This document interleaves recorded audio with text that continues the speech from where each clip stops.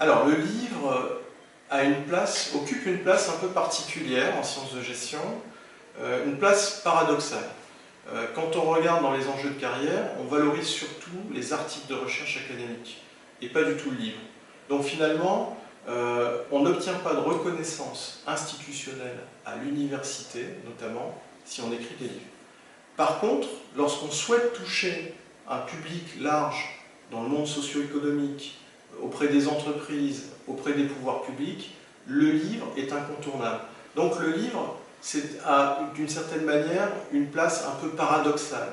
C'est à la fois une œuvre, une publication qui ne rentre pas dans les critères aujourd'hui de valorisation de la recherche et de la carrière. En même temps, si on veut être lu, compris, étudié en dehors de l'université ou de l'école, il faut rédiger un livre. Donc moi j'aurais tendance à dire, le livre c'est fondamental si on veut permettre aux sciences de gestion de sortir un petit peu du mur d'indifférence par rapport à l'opinion publique. Quand on interroge l'opinion publique sur les débats de société, spontanément on va se tourner vers la sociologie, la psychologie ou l'économie. Et la gestion passera au deuxième plan.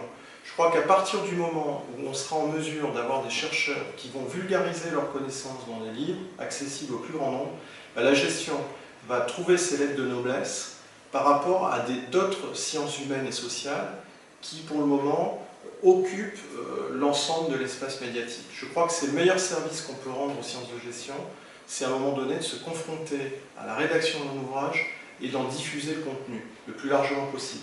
Et on a une légitimité, parce qu'aujourd'hui, le centre de gravité de la société, que ce soit dans le domaine social, c'est-à-dire l'univers, la micro-société dans l'entreprise, que ce soit dans le domaine économique, l'entreprise au cœur de la production de richesse, que ce soit dans le domaine politique, les enjeux de redistribution de richesse par rapport à la création de valeur dans l'entreprise.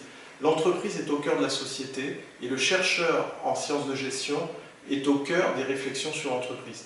Donc je ne vois pas comment on ne pourrait pas redonner les lettres de noblesse aux sciences de gestion qui étudient l'entreprise avec un bel ouvrage consacré à ce sujet.